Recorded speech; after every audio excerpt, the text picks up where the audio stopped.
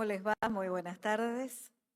Les damos la bienvenida al Salón San Martín de la Legislatura de la Ciudad Autónoma de Buenos Aires. Jornada les pedimos, si son tan amables, de silenciar sus teléfonos celulares. Muchas gracias.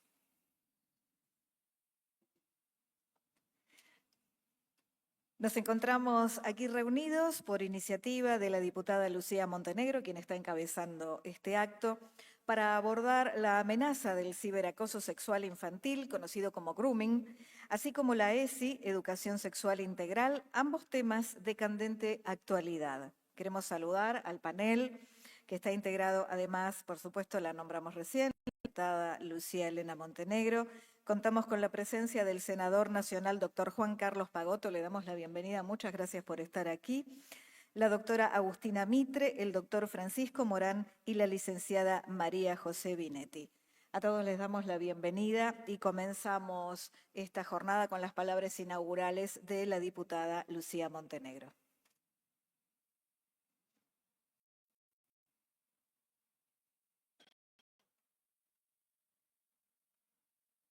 Está, sí, se escucha. Bueno, muchas gracias. Voy a correr esto acá. Hoy en día vivimos en un mundo interconectado, donde absolutamente todo pasa por una pantalla. Si bien eso representa un avance y una gran comodidad, también introduce nuevos desafíos. En tanto, históricamente, los peligros que acechaban a nuestros pequeños se manifestaban personalmente. Ahora, con las nuevas tecnologías, incluso a nuestro lado, se encuentran expuestos a las maquinaciones de seres despreciables que operan remotamente desde el total anonimato. Es por eso que nos encontramos aquí, reunidos, con el fin de abordar este flagelo y plantear estrategias de prevención. Esto con respecto al grooming. Después, con lo que tiene que ver con la educación sexual integral, la ESI, bajo la pretensión de una instrucción necesaria a los menores, la ideología del mal ha creado una verdadera traición a la inocencia y al amor.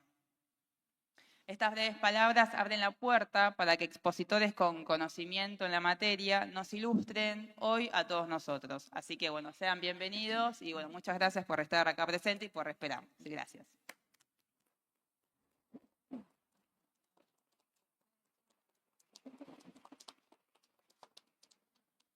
Muchas gracias, diputada. Y escuchamos al primer orador de este panel, el doctor Francisco Morán. Bienvenido, lo escuchamos.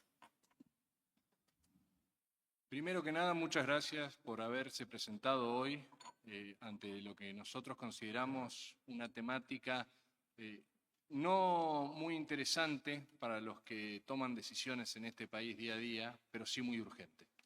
Estoy contento de ver a varias caras conocidas que nos acompañaron en el primer evento que hicimos en el Senado, de la mano del senador Pagotto. Y la verdad que es un poco un bálsamo en lo que es esta pelea en contra del abuso sexual infantil y la sexualización de los niños que estamos dando desde sus primeros inicios de este año. Muchos de ustedes tal vez me conozcan como fundador de la Carlos Menem. Yo además también soy miembro fundador de Padres Unidos, que de la mano de su presidenta aquí presente, Graciela Spinelli, hemos organizado los primeros eventos para poner luz sobre este tema tan oscuro. Todos los que estamos acá presentes entendemos la necesidad de que hayan revoloteando a nuestros chicos. Lucía recién usó una palabra que yo no creo que podría encajar mejor para este tema, que fue acechan. Y es así, no se engañen. Nuestros hijos, nuestros chicos, los futuros argentinos que van a estar dando todo por este país, están siendo acechados por depredadores sexuales. Cuando uno ve el contenido de la ESI, y no hablo del diseño que tuvo en su momento en una teoría la ESI, una educación sexual integral, uno lo escucha y suena fantástico.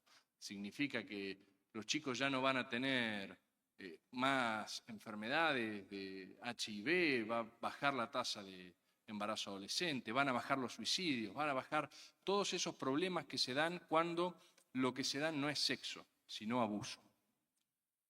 Cabe recordar que hoy un menor de edad en nuestro país no puede firmar un contrato para absolutamente nada. No puede comprar un auto, no puede firmar un alquiler, no puede hacer nada. Y sin embargo, tenemos toda una corriente ideológica diciéndonos que, bueno, pero ya pueden tener sexo con otros chicos o incluso con adultos. Porque no nos engañemos, cuando escuchamos a los que están detrás de la ideología que ha penetrado en la ESI, ellos plantean eso, que la moral es fluida y la sexualidad de los chicos es algo que se tiene desde el nacimiento.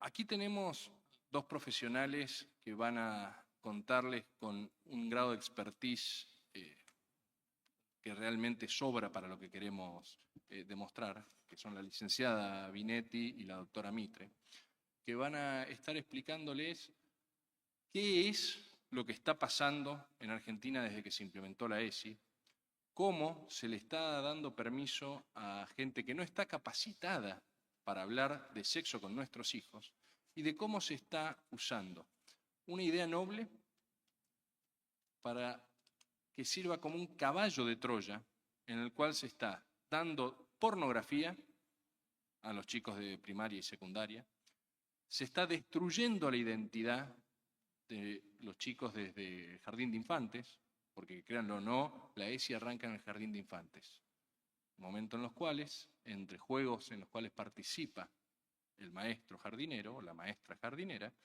les dicen a los chicos que ellos son seres sexuales, que siempre van a tener la idea de la masturbación, que ellos pueden cambiar de género, no de sexo.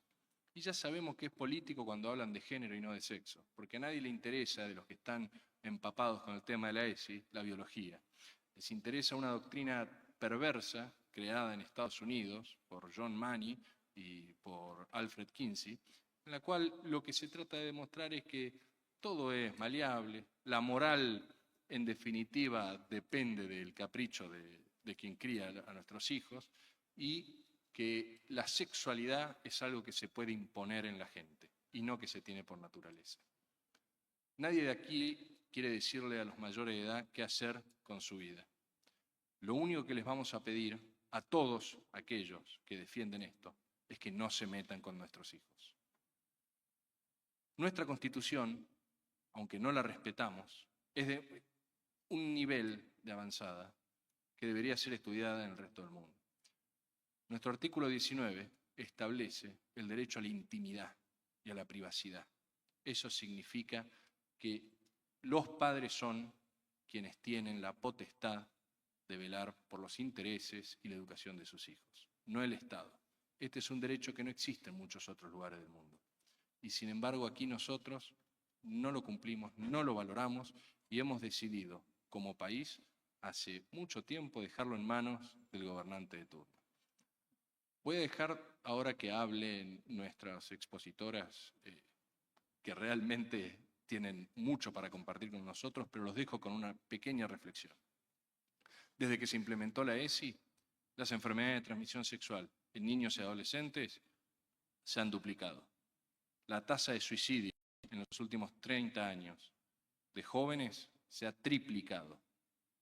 Los estamos condenando a prácticas que están dando sus primeros resultados en el resto del mundo y son aberrantes.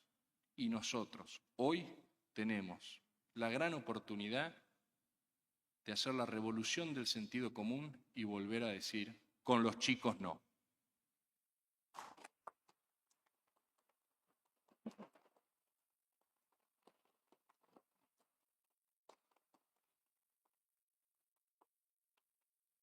Muchas gracias, doctor Morán. Y invitamos entonces a la próxima oradora. Se trata de la licenciada María José Binetti. Muchas gracias, sí, doctora, no licenciada, pero es un detalle menor. Yo voy a hablar de la ESI, que no es educación sexual integral, es ideología de la identidad de género. No hay ninguna educación sexual integral en Argentina desde hace mucho tiempo, por lo menos desde que se habla de la identidad de género, que para mí es el gran problema que tenemos que resolver. La ley de identidad de género. Voy a explicar por qué. No voy a hacer un análisis descriptivo de lo que viven los chicos en las aulas, de cómo les dicen que pueden cambiar su sexo, que piensen de qué sexo son. Todo eso lo podemos charlar después. Quiero hacer más bien un análisis técnico en la medida de lo posible, ir a la raíz de esto y a lo que yo entiendo es por lo menos la primera solución de esto, que es eliminar la ley de identidad de género o por lo menos reformarla para que no objete el sexo, para que no elimine el sexo. La ley de identidad de género es en realidad una ley de eliminación del sexo legal. Hay una única categoría legal, hay muchas, pero digamos, en relación con el sexo, el género y la identidad de género, la única categoría constitucional vinculante que goza de una tutela preferente en la Constitución Nacional, en la República Argentina y en la legislación internacional es el sexo. Dice la Constitución Nacional, artículo 75, inciso 23, la Constitución contiene la orden expresa de legislar medidas de acción positiva e igualdad de oportunidades respecto de determinados grupos. Estos grupos son los niños, las mujeres, los ancianos y las personas con discapacidad.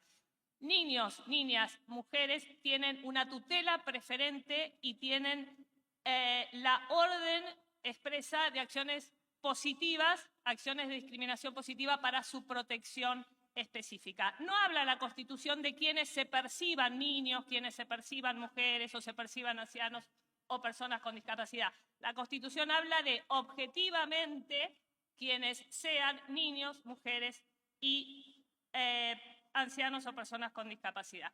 En su artículo 75, inciso 22, la Constitución Nacional incorpora los tratados internacionales con jerarquía constitucional. Entre esos tratados internacionales está la CEDAW, la Convención sobre la Eliminación de todas las formas de discriminación contra la mujer. Dice la CEDAW que la expresión discriminación contra la mujer significa toda distinción, exclusión o restricción basada en el sexo.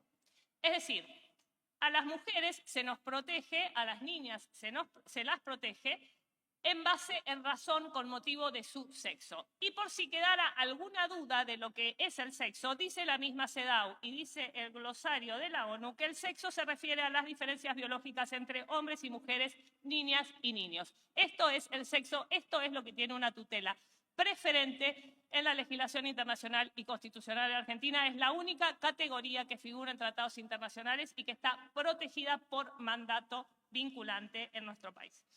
Dice, además, la CEDAW, dice la legislación internacional, que el género significa las representaciones socioculturales de mujeres y varones que ponen en relación de subordinación y opresión a las primeras respecto de las segundas. Es decir, el género es una categoría que aparece para enfatizar, enfocar la relación que hay de desigualdad estructural entre varones y mujeres conforme su sexo. Conforme el sexo hay cierta estereotipia, ciertos patrones culturales que han establecido una desigualdad histórica estructural entre varones y mujeres. Entonces el género sirve para enfatizar eso, la relación desigual entre varones y mujeres, conforme su sexo, no conforme su autopercepción. Bien, entonces el sexo está protegido, es una categoría del derecho antidiscriminatorio, no solo de la CEDAW, de la Constitución Nacional, de la Declaración de Derechos Humanos, del Pacto Internacional sobre Derechos Civiles, del Protocolo de Palermo, de la Declaración de Viena, etcétera, etcétera. Todos hablan de la protección del sexo. La Convención Belén do Pará, la Ley de Protección Integral para erradicar la violencia contra las mujeres conforme su sexo, etcétera. Es decir, el Estado Nacional reconoce el sexo como base de tutela y el género justamente lo reconoce para proteger el sexo, para proteger a las mujeres y a las niñas. El género, como viene a indicar, a expresar la desigualdad estructural, sociocultural, está puesta para enfocar, para dar perspectiva a esos patrones culturales que acentúan la discriminación de varones y mujeres. Podemos discutir la categoría de género, yo creo que es una categoría que viene del marxismo, viene del socioconstructivismo posmoderno, podemos hacer un análisis teórico de esto, yo lo tengo hecho, pero no es la ocasión de hacerlo acá. Simplemente en la legislación internacional el género significa eso, significa el enfoque, enfoquemos las diferencias estructurales entre varones y mujeres, niñas y niños. Entonces, no debería generar demasiada perturbación, así entendido. Viene a proteger a el sexo como categoría constitucional vinculante. La legislación internacional y constitucional argentina no permite ninguna suspensión de la protección basada en el sexo, ninguna subordinación de la protección basada en el sexo a otras discriminaciones u otros motivos, ni ninguna confusión del sexo con el género. Es clara la definición del sexo, es clara la definición del género y no hay por qué confundirlas, ni hay por qué eliminar el sexo o sustituirlo por el género, ni hay por qué subordinar el sexo a el género. Sin embargo, esto es lo que ha sucedido y ha sucedido con una ideología muy bien implantada, muy bien operada, muy bien financiada, que es lo que conocemos como ideología de la identidad de género, o ideología de género, o ideología woke, o transgenerismo. Yo definiría esa ideología como una operación global para eliminar el sexo legal, y dejar sustituirlo por identidades de género, es decir, por autopercepciones. ¿Autopercepciones de qué? No sabemos de qué, de algo, qué sé yo, de lo que cada uno autoperciba. El contenido de la identidad de género es difuso, es indefinible, es algo que alguien siente. Entonces, lo que ha sucedido, y esto para mí es la quintesencia y la raíz del problema, es la eliminación del sexo y su sustitución por no el género, ni siquiera el género, que podemos decir es algo estructural, por la identidad de género, que es una autopercepción, algo subjetivo. Entonces, ni siquiera por una categoría cultural estructural, sino por una representación mental basada en algo estructural que no sabemos qué es, que la gente dice percibir. La identidad de género la define la ley de identidad de género, la define los principios de Yogyakarta, en realidad la definen los principios de Yogyakarta, que es como el manual operativo, la guía operativa de estos ideólogos y activistas. Viene definido ahí, después lo toma la ley de identidad de género, para que no quede ninguna duda de que esto de dónde está bajando y con qué financiación, ¿no es cierto? Con qué financiación nuestros diputados y senadores votan los que votan. La definición, salvo los que están acá, perdón, los otros quise decir, ¿no? Bien,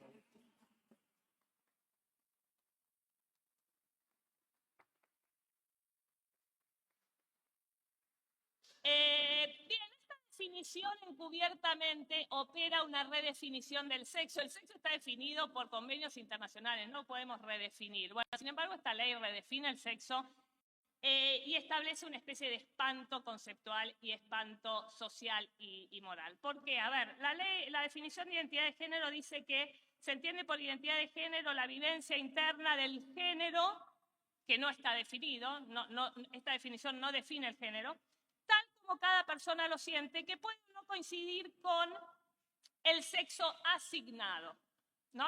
Supone que el sexo se asigna, que lo asigna la cultura, es decir, supone que el sexo es una especie de constructo normativo impuesto que puede sentirse o no sentirse, y que tiene que haber como una alineación entre ese sexo, lo que se siente, la vestimenta, el modo de hablar y los modales. La identidad de género contiene todo esto, el modo de hablar, los modales, y todo eso tiene que estar alineado. Si no está alineado todo eso, entonces van las intervenciones sobre el cuerpo, hormonaciones, extirpaciones de órganos, esterilizaciones, castraciones quirúrgicas, lo que ya sabemos que le hacen a los niños bajándole esta ideología. Bien, esta definición es en sí misma un horror conceptual, es una abominación conceptual. Primero porque el sexo no se asigna, ni la Constitución ni la legislación internacional dice que el sexo se asigna. Segundo, el sexo ni coincide ni no coincide con los buenos modales o con los modales, con la ropa. No es que el sexo deba coincidir con las nenas vestidas de rosa ni con los varones jugando al fútbol. No hay ningún tratado internacional que diga que debe haber una alineación. Esto es lo que supone esta definición. El sexo es y está definido objetivamente, universalmente, como una determinación constitutiva de la persona que es base de toda representación mental. Yo puedo representarme, en general las personas nos representamos con el cuerpo que somos, el cuerpo tampoco se tiene, el cuerpo se es. En general las personas representamos el cuerpo que somos y sentimos el cuerpo que somos. Entonces, la diferencia sexual es constitutiva de ese cuerpo, es la base de toda experiencia y de toda representación. Sin embargo, esta definición supone que el sexo es una autorrepresentación que debería coincidir con otra representación. Y que si no coincide, entonces hay que cambiar el sexo, hay que mutilarse, hay que operar sobre el cuerpo cual cosa que uno tiene y que debe construir, porque estamos en una ideología constructivista, debe construir su cuerpo conforme a alguna percepción. ¿Qué es lo que hace la definición? Subrepticiamente sustituye el marco objetivo, universal, humanista, racional de los derechos humanos, que es la base del derecho, lo sustituye por un marco subjetivista, relativista, autoperceptivo, como si las autopercepciones fueran la base del orden jurídico y peor de los derechos universales, humanos universales y de los derechos de niñas y mujeres, que son los más vulnerables que debemos proteger. Entonces, hay acá una operación que es una aberración, no solo jurídica, sino social, moral, filosófica, antropológica, que es cambiar el marco de referencia de los derechos humanos. En lugar de ser lo objetivo, la definición universal, en este caso del sexo, la sustituyo por el contenido de una autopercepción. Como si los derechos humanos se basaran en deseos subjetivos y como si el Estado debiera proteger las autopercepciones o los contenidos autopercibidos por los sujetos, en lugar de proteger a varones y mujeres. En lugar de proteger a varones y mujeres como personas sexuadas, protejo el contenido que ellas representen ser, que no sabemos cuál es, que se basa en estereotipos, que tampoco sabemos cuáles son, porque no sabemos cuáles son los estereotipos que coinciden de género, que coinciden con el sexo.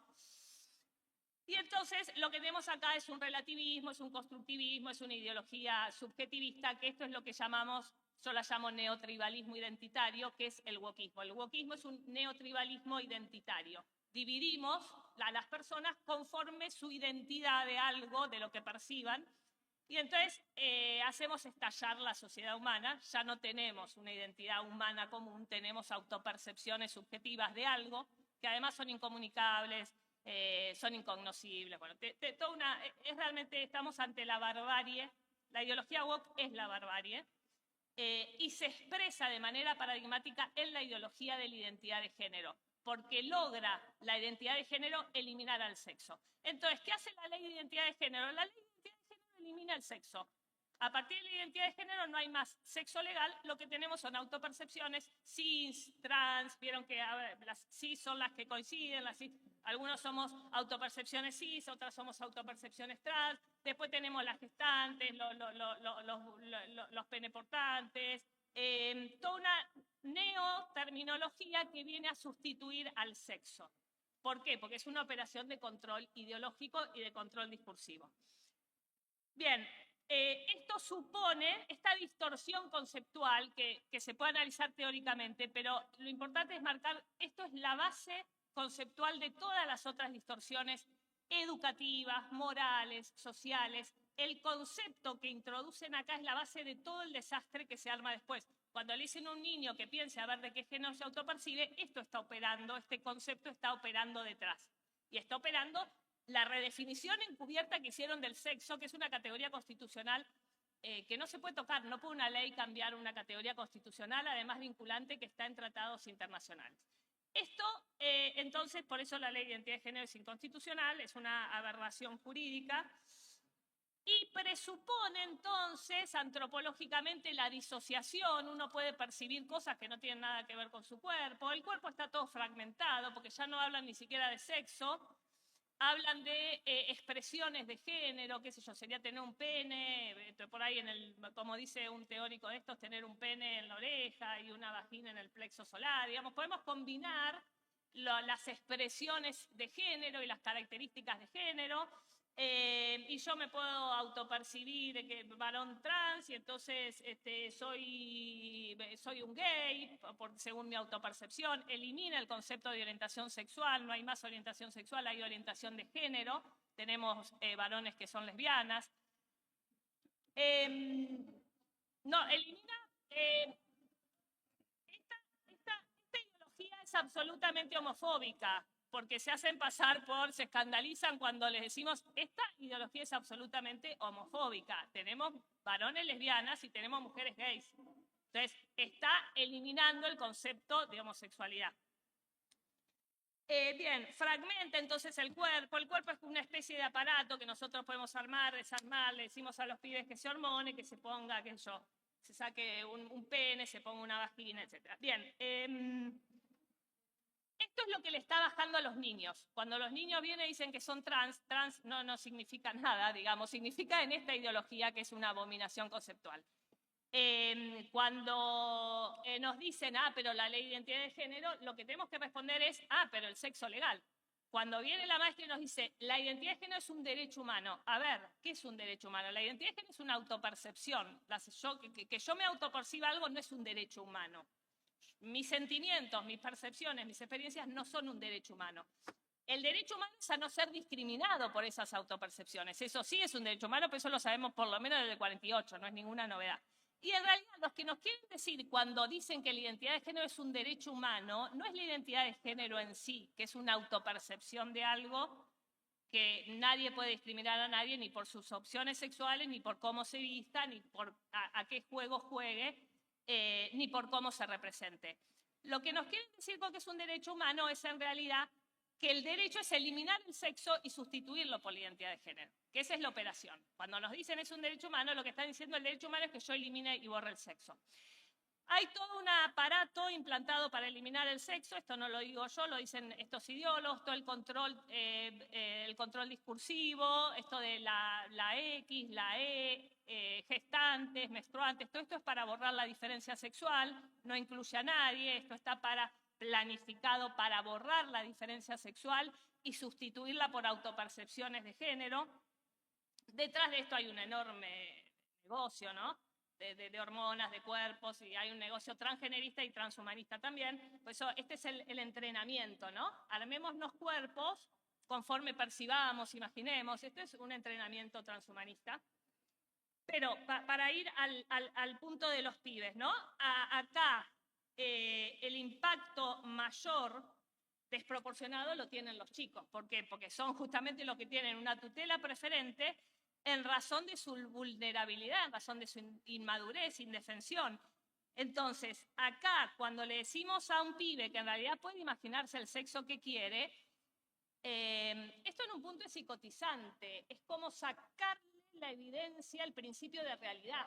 El principio de realidad es el principio básico de evidencia, es el punto de agarre que tenemos psíquicamente para la constitución subjetiva.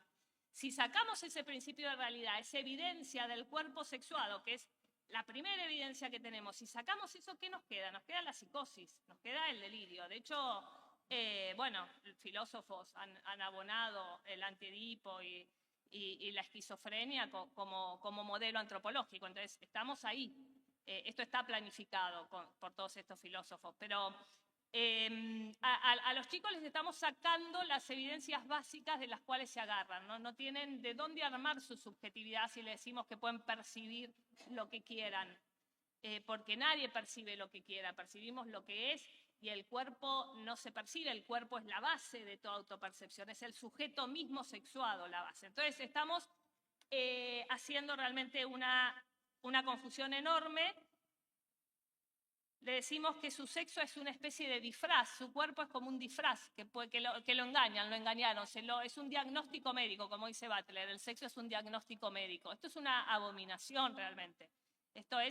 Y esta barbarie se está instalando, por eso acá, institucionalmente. No solo a través del Estado-Nación, no digo en este gobierno, digo en el anterior, tuvimos un Ministerio de todos los géneros para instalar esta barbarie. Y se está instalando además internacionalmente a través del aparato de la ONU. Esto tenemos que saberlo, la ONU hoy está bajando esta ideología contra sus propios principios. La ONU perdió el camino, todo el aparato internacional perdió el rumbo y contra sus propios principios fundacionales están instalando esto que es la eliminación del sexo. Bien, entonces, a los pibes los tenemos que proteger, les estamos instalando un delirio, una confusión psicotizante, los estamos arrasando subjetivamente. Si le decimos a un chico que autoperciba cosas, le estamos quitando su principio de agarre de realidad, de asidero a partir de dónde constituir su subjetividad sexuada. Entonces, acá no hay una identidad de género. Lo que tenemos las personas, los seres humanos, son identidades sexuadas. Es identidad sexual, que es una identidad que se construye a partir de nuestro cuerpo sexuado, de nuestra sexuación. Ahí sí hay una variable sexual, hay impulsos, hay pulsiones que constituyen nuestra identidad sexual, que no es identidad de género. En esa identidad sexual, que en el caso de adolescentes es difícil de construir, que tienen crisis, todos hemos tenido crisis, rechazos de modelos sociales, impuestos, bueno, ahí pueden aparecer crisis de identidad sexual, que no es disforia de género es otro significante vacío. Pueden surgir crisis, puede haber crisis por abusos sexuales que hagan que el niño rechace su cuerpo, porque ese cuerpo violado no lo quiere más, entonces soy del otro sexo.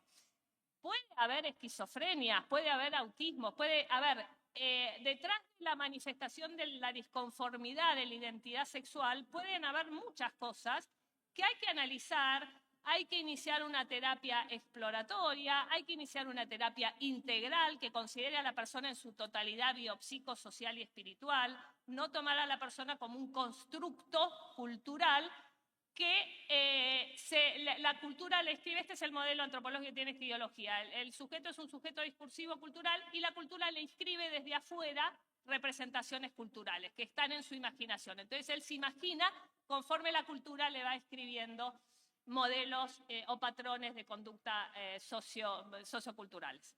Bien, no es el modelo antropológico que tenemos nosotros, el modelo humanista es biopsicosocial y espiritual. Tiene que haber una educación sexual basada en ese modelo, tiene que haber, en caso de que los niños manifiesten disconformidad con su cuerpo sexuado, bueno, tiene que haber una terapia exploratoria integral y tiene que haber una educación sexual integral. Para esto, no me quiero extender más porque estoy medio fuera de tiempo, ¿no? Sí. Perdón. No, para esto, entonces, en mi lectura, lo primero que tenemos que hacer es dar la batalla para eliminar la ley de identidad de género y a partir de ahí empezar a pensar una educación sexual integral realmente en serio.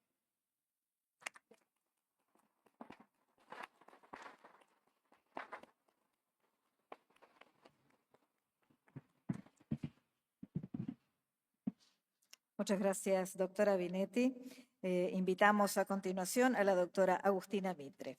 Muchas gracias. Buenas tardes a todos. En primer lugar, agradecer al senador Juan Carlos Pagotto, a la diputada Lucía Montenegro, a Padres Unidos por generar estos espacios para debatir un tema de trascendental importancia, que es la educación de la futura generación de argentinos. María José lo exponía muy bien, eso que ella decía que a todos nos daba gracia, eso es lo que les están diciendo a nuestros hijos en las aulas como la verdad. Y a nosotros nos daba gracia por lo ridículo que sonaba. Quisiera empezar con una imagen que seguramente es familiar para todos.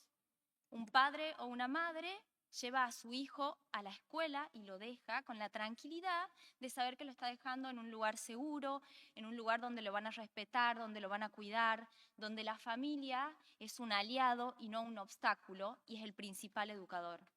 Sin embargo, hoy lamentablemente en muchas escuelas en Argentina no está pasando eso. Las escuelas, el Estado a través de las escuelas se está inmiscuyendo en la intimidad, en la privacidad, en la dignidad de los menores. De esa manera avasalla los derechos parentales, avasalla el derecho preferente de los padres de educar de acuerdo a sus convicciones, a su libertad, y avasalla también la integridad de los niños, porque en definitiva no entienden qué es ser varón, qué es ser mujer. Les generan conceptos confusos, como lo ilustraba recién María José Binetti. Yo soy Agustina Mitre, soy directora de litigio de Life Analytics y junto a Padres Unidos estamos llevando a cabo hoy batallas judiciales, litigios estratégicos en todo el país para revertir esta situación de avasallamiento a los derechos de los padres a través de instituciones educativas que pretenden imponer, bajo la excusa de una ley de educación sexual, una verdadera ideología. ¿Por qué lo llamamos litigio estratégico? Es litigio porque identificamos casos que son potencialmente útiles para generar cambios sistemáticos, porque demuestran la injusticia y la aberración, en ese caso concreto, de la aplicación de la ley de educación sexual integral en estos casos. Entonces, por un lado, nuestro equipo de abogados evalúa cuál es la mejor estrategia procesal para revertir ese avasallamiento. Una acción de amparo, una acción de daños y perjuicios, una denuncia penal. Y además, buscamos que la víctima se vea protegida y pueda revertir esa situación, ¿no? Con un equipo, un asesoramiento jurídico gratuito y de calidad. Y es estratégico porque no estamos solos. Tenemos un respaldo internacional de muchos países que han pasado por esto, porque como también lo explicaba ella, esto no es algo aislado que nos pasa a Argentina, esto responde a una agenda. Entonces tenemos un respaldo de abogados y científicos con quienes intercambiamos estrategias, argumentos jurídicos y argumentos científicos para poder sustentar nuestras demandas y para poder demostrar lo que a nosotros nos parece obvio, pero lamentablemente hoy a muchos juzgados en muchos tribunales, a muchos políticos no les resulta obvio, lo biológico, ¿no? Bueno, voy a pasar a contarles un poco los casos directamente. Actualmente tenemos 10 casos en todo el país donde llevamos a cabo estos litigios estratégicos, pero les vamos a exponer 2. La mayoría se inscribe en estos 2 ejes centrales, con algunos matices, con algunas diferencias. El primer caso es un caso que ilustra en forma perfecta lo que sería la sexualización de adolescentes. En una institución privada en el norte de Argentina, en una materia, lengua y literatura, una profesora activista obligó a un grupo de jóvenes de 12 y 13 años a leer textos que contenían escenas sexuales explícitas. Describían escenas sexuales, describían situaciones sexuales que involucraban a menores de edad, describían en forma muy... O sea, me dio vergüenza leerlo acá. Aludía a genitales, a prácticas sexuales, y los obligaba a los alumnos a leer en voz alta. Eso generó una situación de pudor, de vergüenza entre los alumnos, quienes fueron con sus padres. Los padres se reunieron entre todos por unanimidad y le plantearon a los directivos del colegio que querían que se saquen esos materiales. En esa reunión se presentó esta docente y empezó a alegar que los chicos tenían que abrir la cabeza, que tenían que conocer cómo funciona el mundo y que por eso le daban primero estas escenas sexuales explícitas y después temáticas aberrantes, ¿no? Como abusos sexuales infantiles, promoción de la prostitución. Sin embargo, a pesar de que los padres plantearon que querían para educar a sus hijos que se presente el lado más luminoso de la humanidad, o sea, tenemos tantas cosas interesantes para presentarles, ¿por qué tenemos que dar estas temáticas con historias inspiradoras? Cada uno es lo que ha leído, nos convertimos en aquello a lo que le prestamos atención. Queremos realmente que nuestros jóvenes en esa etapa donde el idealismo a flor de piel, donde empezamos a desarrollar las primeras vocaciones, se tengan que someter a estos textos. Sin embargo, el colegio se mantuvo con la falsa creencia o la excusa de que la ley de educación sexual los obligaba a dar ese material. Pero lo más grave del caso no fue este palmario avasallamiento a la autoridad parental, ¿no? Al derecho de los padres a que se respete cómo ellos quieren dar, qué educación le quieren dar a sus hijos, porque además la ley de educación sexual establece que deben ser los padres son los principales educadores y que los contenidos deben ser acordados junto con la participación activa de padres. Esto evidencia cómo se los dejaron de lado. Pero el caso más grave se dio por una joven que tenía una historia de vida muy compleja, era una niña que había sido adoptada, que en su infancia había sufrido abuso sexual infantil, que luego en el lugar de acogida, en el Estado, habría sufrido golpes por parte de quienes debían cuidarla, y cuando se vio expuesta a la situación de tener que escuchar en voz alta cómo se recreaban esas escenas que ella había vivido en primera persona, sin un acompañamiento adecuado, sin una preparación, eso le generó estrés postraumático, ataques de pánico. Imagínense la escena. Los compañeros están leyendo situaciones que ella vivió y ella además le genera ansiedad porque capaz que le toque a ella después tener que leer eso. Por ese caso estamos litigando, por esa joven que le generó un ataque a su integridad, hemos demandado a la escuela, hemos iniciado una acción de daños y perjuicios atravesada por derecho al consumidor, porque la escuela, el colegio, que se jactaba de dar una educación personalizada, tenía pleno conocimiento de la situación que traía esta joven, y sin embargo, en forma improvisada, la expuso a ella y a sus compañeros a estas temáticas que le generaron un daño medible y concreto. Ahora paso a otro caso que también, la verdad que, ojalá no tuviera que estar contándolo, pero lamentablemente pasa. En una escuela pública en el noroeste del país, una alumna de 12 años fue promovida a realizar una transición sexual clandestina. ¿Qué significa esto? Se promovió que se cambiara de nombre sin hacerla partícipe a su mamá, en este caso su mamá porque no tenía padre. A través de vías de hecho, la escuela en forma improvisada, sin la intervención de un equipo interdisciplinario, simplemente porque en una clase de arte también una profesora activista les empezó a decir a los chicos lo que nos ilustraba la doctora Binetti hace un rato: uno puede ser lo que sienta, lo que se perciba, y así lo tenemos que reconocer. Entonces esta niña, que venía de una historia familiar también muy compleja, hace un mes acudía a esa escuela. Se habían trasladado de provincia porque había fallecido su padre. Pero además del trauma, digamos, de que se perdió su padre, esa niña había sufrido violencia por parte del padre, había vivenciado la violencia que su padre le hacía a su madre. O sea, tenía una historia muy, muy compleja detrás, y la escuela, sin conocerla, a un mes de que la niña empezó a estudiar ahí, le cambiaron el nombre. Esto le produjo un daño terrible. Imagínense la dualidad en su identidad. O sea, ella en la escuela era una persona, Lucas, le habían puesto ese nombre en todas las planillas, y en su casa era otra persona, porque la escuela no tuvo la deferencia de citarle a la madre, decir: estamos con tu hija tiene problemas de identidad, ¿cómo querés que lo abordemos? No, directamente le dijeron: no le hagamos partícipe a tu madre, cambiemos el nombre y vamos para adelante. Cuando la madre empezó a advertir problemas en el comportamiento, autolesiones, porque tenía esta disociación, esta dualidad en su personalidad, se presentó al colegio, a la escuela, y se dio con esta noticia, ¿no? Por eso también presentamos una acción de amparo denunciando la ilegalidad manifiesta en que actuó la escuela, que había dejado totalmente al margen de la madre, pero además no había intervenido un equipo interdisciplinario y había dejado totalmente sin atender la última evidencia científica sobre este tema.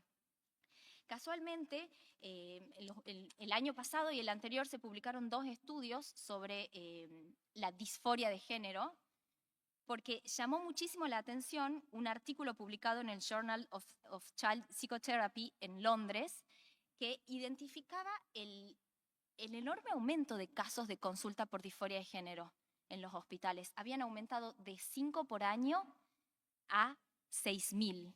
6.000 consultas por año en jóvenes, en adolescentes. Entonces, bueno, quisieron investigar las causas que subyacían a ese aumento desproporcionado.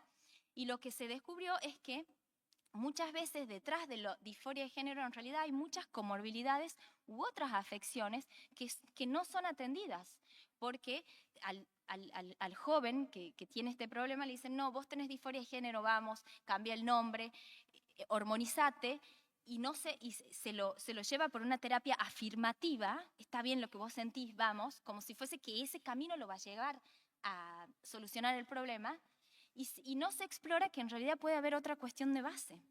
Por eso empezaron a surgir las terapias exploratorias, a sugerir las terapias exploratorias, y todos los países del primer mundo dieron marcha atrás en legislaciones que promovían la hormonización y el cambio de nombre en menores de edad. Afortunadamente también nuestro país lo hizo con el DNU 65 de este año en febrero, pero bueno, ese DNU, como muchos saben, lamentablemente está judicializado. Y hay mucha resistencia, porque en este caso, en esta escuela, igual se promovió a una transición social a la niña, ¿sí? Así que bueno, esos son los casos que queríamos comentarles. Como esos tenemos muchos con distintos matices. Y lo que se identifica acá es que hay un patrón de avasallamiento. Estos no son casos aislados. Por eso es nuestra responsabilidad como padres, como adultos, denunciar estas situaciones. Es un derecho, pero también es una responsabilidad. Tenemos que fortalecer el rol de la familia, el rol de los padres como los principales educadores y frenar el avasallamiento del Estado a nuestras autoridades. Porque tenemos que proteger el capital más importante de los argentinos, que son los jóvenes. Muchas gracias por su atención.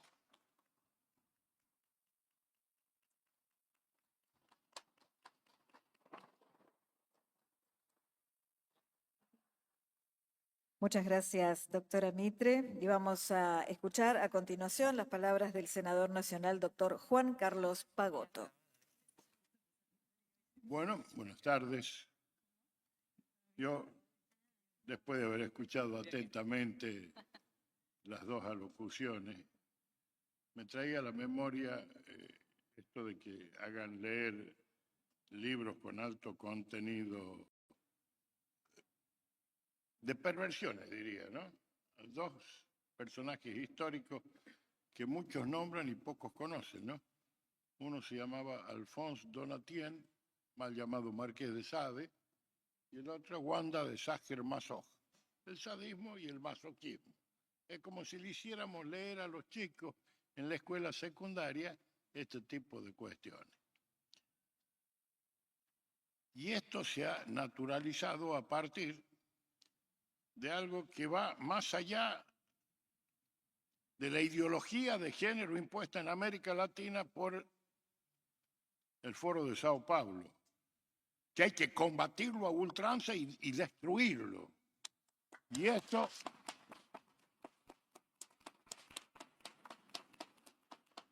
es la raíz del castrochavismo puesto en Argentina por Cristina Fernández de Kirchner. Hay que ponerle nombre y apellido y no perderle el miedo a las cuestiones. Esto es lo que han traído. Miren, esto no solamente sale del Foro de Sao Paulo, sino de un manifiesto más antiguo que se llama Manifiesto Pansexual, que lo explica muy bien un pensador español que se llama César Vidal, ¿no? Donde han llegado a decir que la maternidad o la procreación es un contrato. Bueno, verdaderamente yo no veo un mono y una mona haciendo un contrato para tener cría, ¿no? Esta es la ridiculez que nos han puesto sobre pretexto de un cientificismo, olvidando lo que la naturaleza creó. Porque acá se trata de modificar la naturaleza por vía de elementos semánticos y de argumentación extraída de los cabellos, con el daño que provocan. Y este daño se ha visto potenciado por haber sido introducido en lo que debió ser una educación sexual integral de forma normal, clara, que evite una serie de problemas, simplemente se ha traspolado en la difusión de una ideología que parte, y algunos tienen memoria, yo no tanto, parte a partir del año 1929, cuando los muchachos en la Unión Soviética resuelven integrarse a todas las agrupaciones sociales para implantar la doctrina marxista y todo esto. Si a alguno le interesa, hay un libro que se llama El Soviet Caribeño, que está prologado por mi querido amigo el Tata Joffre, donde habla de eso que mucha gente no habla. Sin embargo, en la Argentina se puso en práctica. A tal punto se puso en práctica que Daniel Filmus trajo de Cuba un proyecto, un plan de educación creado en 1995 con todas estas cuestiones, como si eso fuera la panacea universal. Y esto ha producido una serie de problemas: mutilaciones, hormonización, gastos terribles para hormonizar y hacer en todo el país, ¿no? Operaciones de cambio de género. Ni hablemos de Buenos Aires. Ni hablemos de Buenos Aires, donde el presupuesto para este tipo de cuestiones que ha impuesto Kicillof son a niveles alarmantes, como si el hambre no fuera una prioridad. Y todo este tipo de perversiones sí. Y hay que llamarlo como son, perversiones. uno puede discutir, argumentar a favor y en contra de un montón de cuestiones, pero no podemos cambiar el sentido de la naturaleza. El sentido de la naturaleza es uno, la evolución es una. Uno crea en lo que crea. Fíjense, hemos llegado hasta la ridiculez de que en Estados Unidos se hizo lo que se llamó el juicio del mono, ¿no? Se condenó a un profesor por haber enseñado la teoría de Darwin. Y acá en la Argentina vienen y nos meten esto y se aplauden la marcha LGBT. Tienen toda la razón. Un adulto es dueño de hacer lo que quiera. Pero como decía Francisco, con los niños no. Y esto lo han llevado a las escuelas, pero no lo han llevado gratuitamente.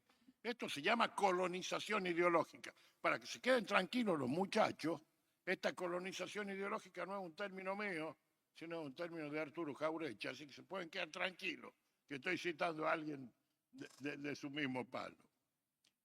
Entonces, esto hay que darle solución. Estamos todos a favor de la igualdad ante la ley. Yo les pongo un ejemplo claro. Con Lucía trabajamos en un montón de cosas. Es más, manda ella, quiero dejar. Hasta me llevó a bailar en la Villa 31. Esto es así. La igualdad, los derechos son para practicar. Todo derecho humano es una creación humana. Si no, no existirían las leyes, ¿no? Las leyes de la naturaleza y de la física y de la química tienen normas y principios propios. Decir de que porque uno se autopercibe, ya eso crea derechos que no solamente le atañen a él, sino que crean una serie de ondas expansivas en todo su núcleo familiar, de amistades, incluso en el grupo social. Es una barbaridad. Va en contra de aquello que dice que el derecho de uno termina donde comienza el derecho de los demás. No es libertad. Si se quiere, para usar una frase remanida, es libertinaje. Pero es un libertinaje destinado a consolidar una posición ideológica que es el populismo, que es la nueva forma que ha tomado el marxismo para introducirse en nuestros países.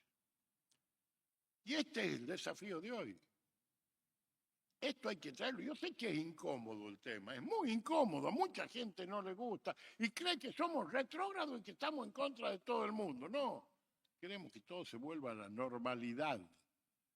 Y la normalidad no es la que crea un determinado movimiento político e ideológico, sino lo que la misma naturaleza ha ido creando. Y yo hablo de la naturaleza porque esto es una verdad de perogrullo, ¿no? No hace falta que la estemos describiendo. Sí me molesta que se lleve como un Sancta Sanctorum que es imposible de conversar y de discutir. Yo verdaderamente no tengo ganas de discutir con Kicillof, con los gobernadores que, si ustedes ven los libros que dan en las escuelas, dan espanto. Dan espanto. Y eso en nombre de la educación, que ¿quién le ha dado el dedo moral para decir que esa educación es la mejor? Pongámonos en el caso de que tiene el Estado la obligación de propender a la educación primaria y secundaria, pero no de cambiar esa educación en términos de cambio de percepción humana o de la fisiología humana, si se quiere. Porque hay un gran negocio también en la hormonización y hay un gran negocio de proveer elementos de placer. Les pongo como ejemplo los que es Bangkok, donde el turismo sexual está permitido. Es una de las fuentes principales de ingresos. Pongo un ejemplo de Tailandia por poner uno, hay varios países más. Eso es lo que tenemos que combatir en esta Argentina. Tenemos que combatir el culto a la marginalidad, porque se le enseña a los niños que ser marginal en cualquier sistema o en cualquier modo de vida, incluso en el sexual, es la panacea universal y el modo de realizarse como ser humano. Es al contrario. Es al contrario. Y miren, el primer estudio sociológico que se realizó, lo hizo un francés que se llamaba Émile Durkheim, es sobre el suicidio, ¿no? Y uno hoy día se pone a leer esa obra y hace el análisis que propone él, incluso ya habiendo quedado un poco en desueto, en desuso por la evolución científica.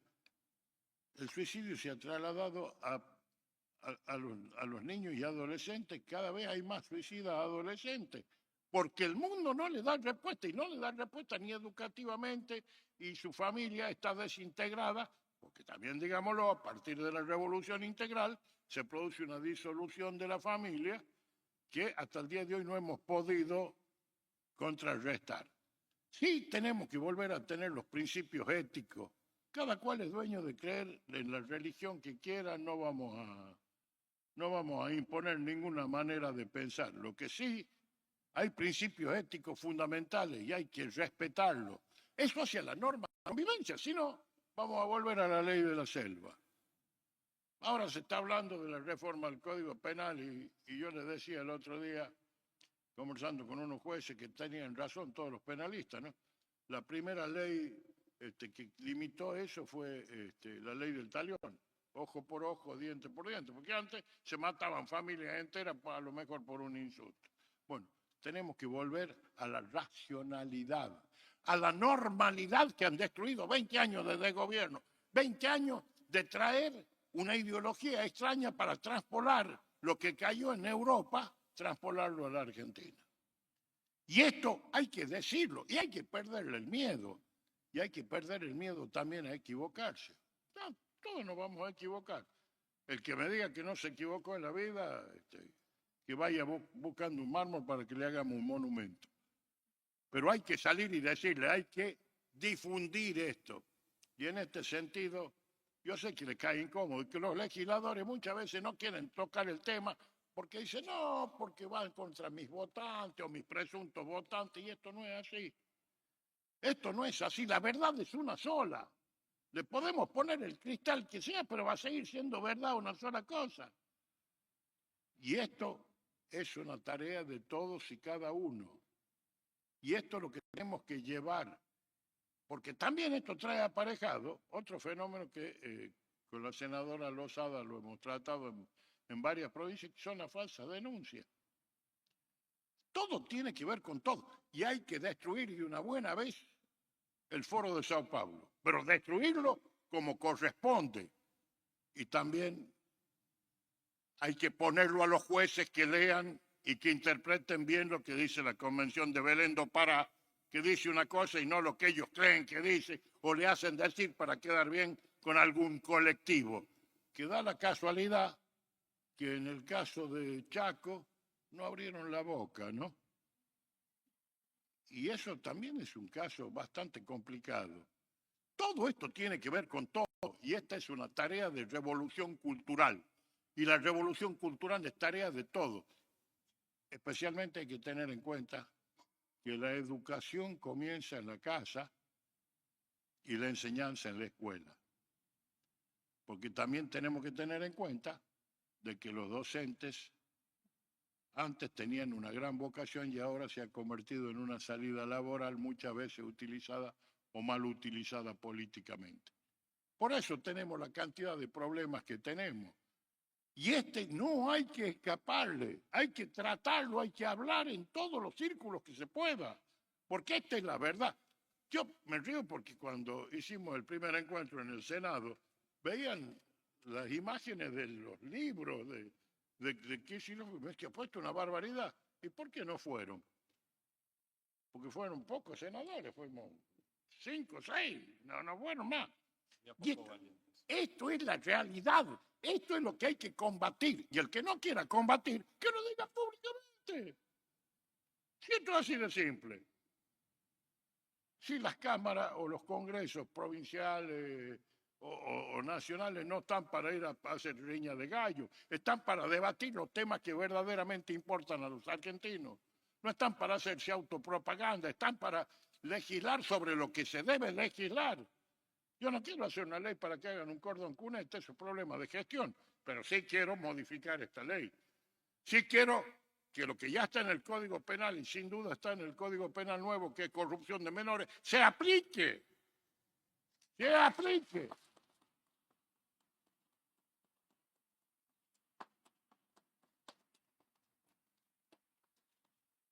Y que se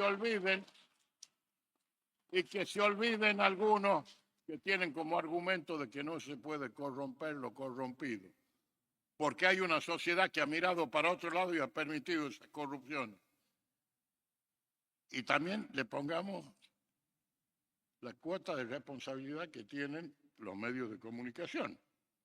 Que ese es un tema que como causa escozor, muchos le escapan. Pero a ver, antes una película de Isabel Sarli era prohibida, ¿no? Hoy día son cuentos de hadas con lo que pasan en cualquier horario de televisión. Y eso también es llevar hacia una sexualización anticipada y llevar hacia un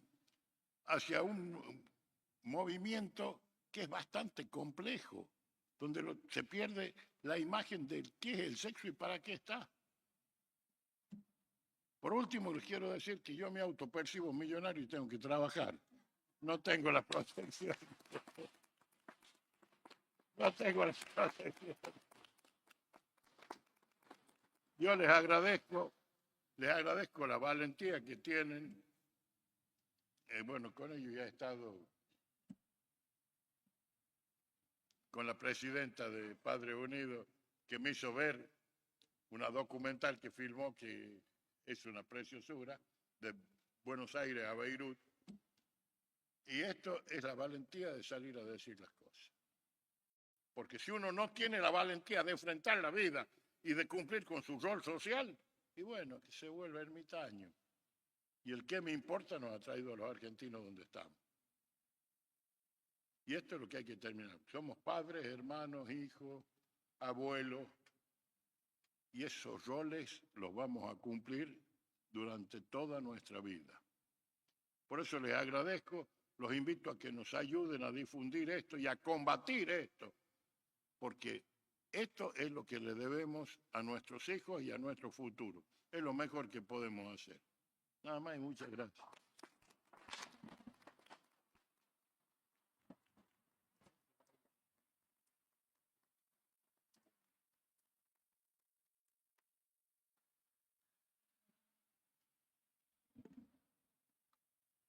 Queríamos agradecerles también por el apoyo que nos pueden brindar a todos los miembros de Padres Unidos, uniéndose a nuestros grupos de difusión donde damos alertas de las cosas que están sucediendo y sobre todo brindamos apoyo y ayuda legal, logística, a todos los que son víctimas de esta barbaridad y todas las familias que están luchando contra un caso de este tipo en su casa. Muy bien, de esta manera, ahora sí, damos por finalizada esta jornada. Agradecemos muchísimo la presencia de todos ustedes aquí. Muchísimas gracias al panel y los invitamos a un refrigerio en el hall. Muchísimas gracias y muy buenas tardes.